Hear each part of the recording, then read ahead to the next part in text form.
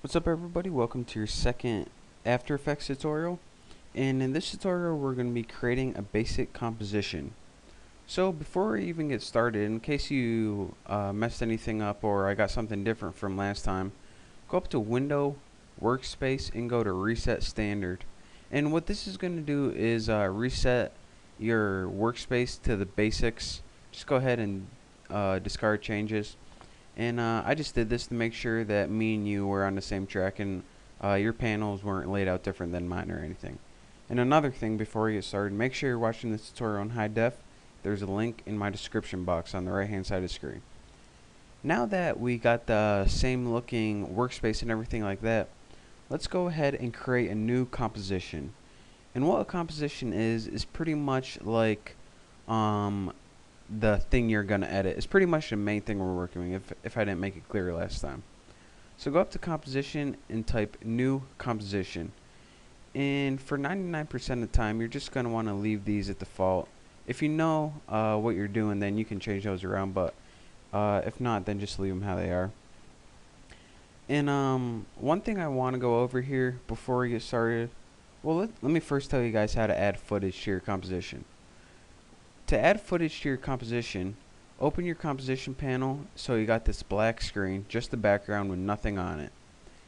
Go over to whatever footage or video clip you have, hold it down, and bring it over and let it go.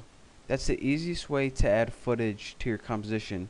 Just grab the footage, drag it over, and let it go. Now once we have some footage, now I can tell you guys what I was going to tell you before.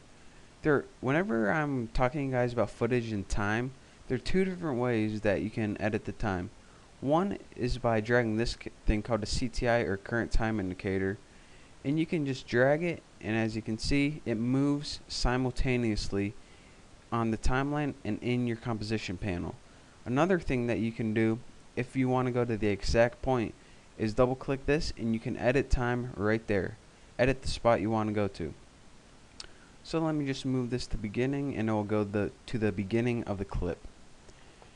Now, once you do that, we're ready to move on to the next thing. And if I didn't tell you guys already, which I don't think I did, anytime you add a source to your composition, it becomes known as a layer, and it'll show up down here. And down here are all the layers of your composition.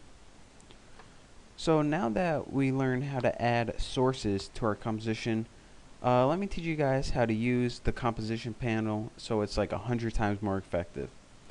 To zoom in on the composition panel, you can either use this, which is zooming in, or you can use a very effective shortcut, which is pressing the comma on your keyboard, which zooms out, or the period on your keyboard, which zooms in.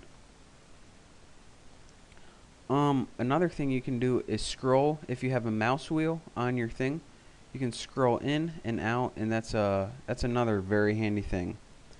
Now, whenever you're working, as I said, this is one way to go and adjust the time on your timeline, and also here. But if you want to adjust it frame by frame, like you're making a very I don't know, careful graphic, and you're gonna want to add it to every frame, you can use the page up, which moves the frame back one frame, or the page down, which moves it frame by frame forward in time. And if you hold it down, it scrolls back, and if you hold it forward, it scrolls forward. And again, those two things are page up and page down.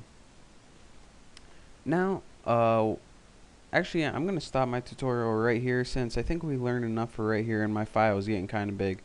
But in the next tutorial, I'm going to be going over the next couple things you can do that'll help you out on the composition window. So make sure to watch that, and thanks for watching.